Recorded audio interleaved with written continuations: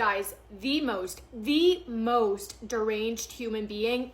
The crime scene, which was the house that he lived in, has been described as one of the most disturbing crime scenes in American history. When one of the officers walked in and saw what he saw, he immediately ran out of the house to throw up. I almost threw up researching this case. Edward Theodore Gein, he was born in La Crosse, Wisconsin. He was the baby of the family. He had an older brother, and the family of four was unstable, to say the least. George, the father, had his own set of issues that he would take out on his family, and the mother, Augusta, was a very particular kind of person. She was the one who pretty much ran their entire household. Very strict, very religious, and very passionate in her belief that all women were immoral and instruments of the devil. Okay, yeah, she was a very angry woman. Like, anger would just pour out of her pores. She had so much in her. The two of them also just flat out hated each other, but because of Augusta's religious beliefs, they refused to get a divorce. In 1915, the family moved to a very isolated farm in Plainfield, Wisconsin, and that house, like the other, was ran by Augusta like a very tight ship. And this belief she had of hating women but also despising men was one that she installed in both Ed and his brother. I'm not sure how it affected Ed's brother, but for Ed, his brain was literally wired and taught to basically hate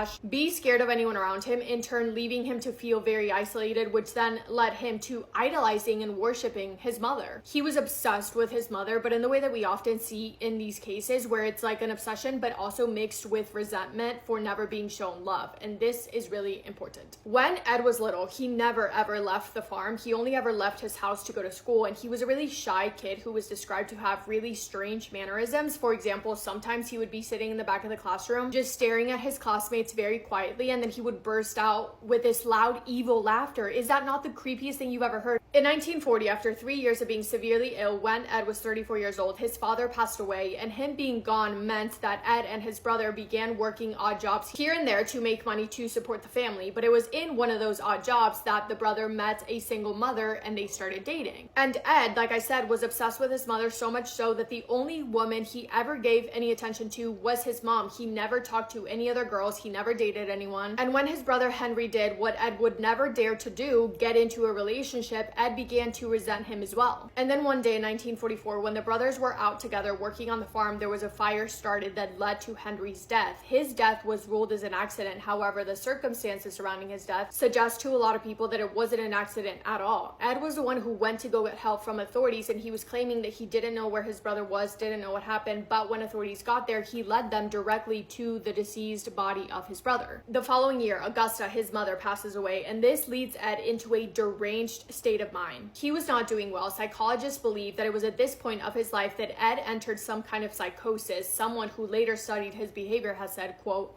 Ed lost his only friend and one true love, and he was absolutely alone in the world, end quote. After her passing, he left his mother's room completely untouched, almost as if she was coming back to it, and he would tape off and board up areas and different rooms around the house that his mother used to be in to preserve them, almost to keep as this like kind of weird memorial for her. And the rooms in the house that he did live in were filthy. Just a complete disaster, absolutely disgusting. At this point of his life, now all alone with no one to talk to, Ed began to grow interest in very specific odd things, such as graveyards, specifically robbing graveyards, anatomy and body parts, and he also loved to read gruesome details about gruesome crimes. That's what he liked to spend his time looking into and reading about when he was home. But if he wasn't home, he was working, and working doing what, you may ask?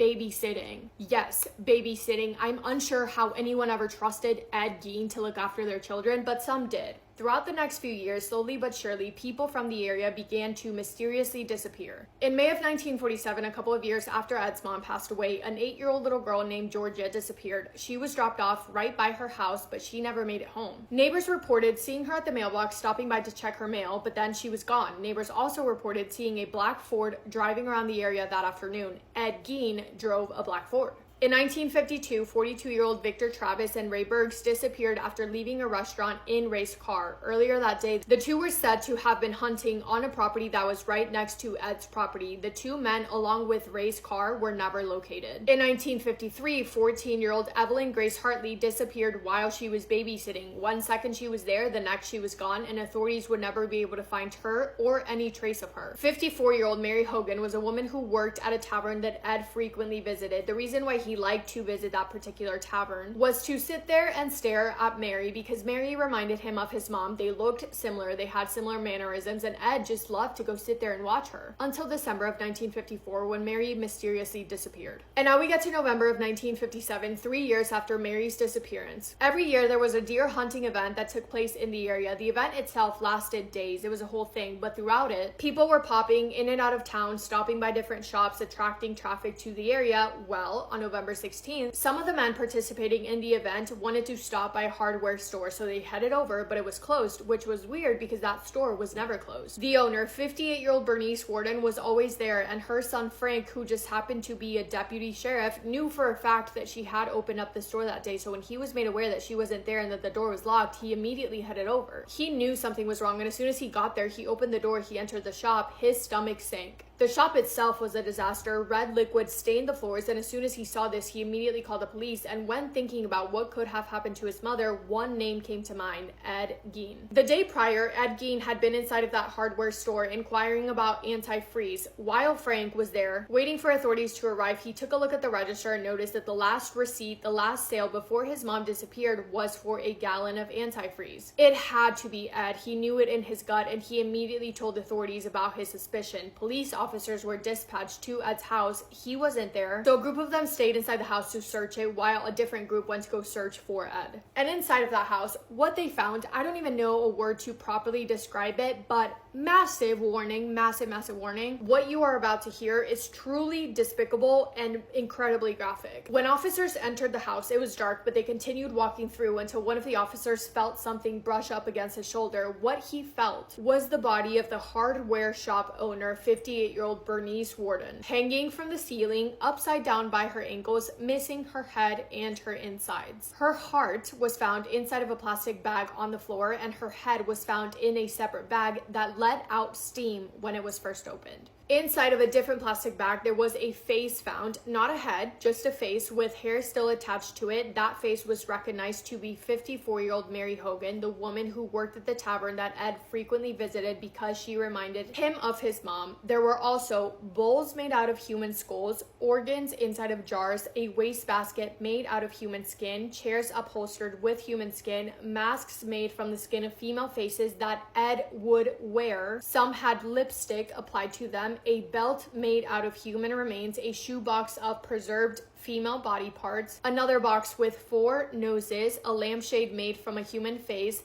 The legs of his coffee table were made out of human shin bones, a tray of fingernails, a woman's suit made out of skin designed so that Ed could wear it to become his mother. He created this suit shortly after his mother passed away so that he could become his mother, to literally crawl inside of her skin. Leggings made from human skin, gloves made from human skin, a corset made from a female torso, skulls on his bedpost put up as decorations, and more female faces hung up on the wall as decor. Ed Gein was arrested and brought into the police station for questioning, and at first he was refusing to speak. That was until after he demanded a slice of apple pie with cheese on it, and then he was ready to talk. Ed Gein confessed to ending the lives of 58-year-old Bernice Worden and 54-year-old Mary Hogan. However, that was it. He only confessed to those two.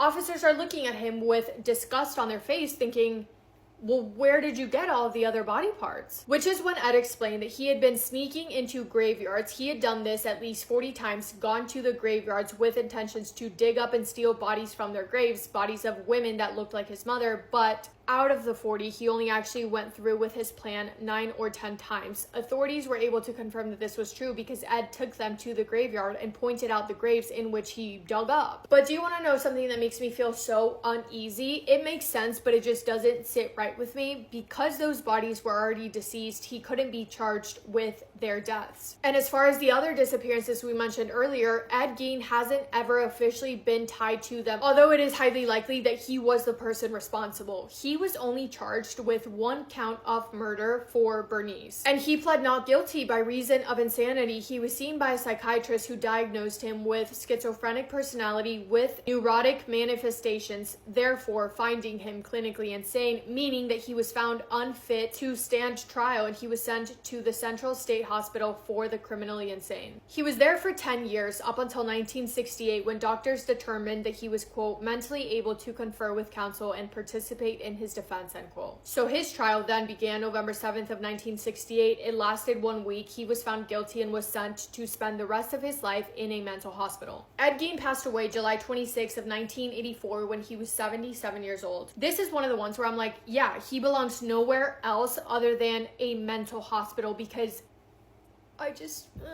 I've known about this case for a while, and honestly, I've put it off on purpose because I knew that it would make me want to crawl out of my skin, so uncomfortable. However, I saw that there's a new documentary, I think it's Netflix, coming out about him. And I was like, I have to chat with my people. I have to tell you guys who this guy is. Anyway, that's all I have for this video. Apologies if I did make you feel sick and the lighting is weird now. Like, what is this? So I'm glad that I'm done recording. But I hope you guys are having the best day. If not, go do something to make it the best day. Make somebody happy, and I will see you in my next video. Also, new podcast episode dropping tonight. I love you guys so much. Massive kiss on the forehead to every single one of you.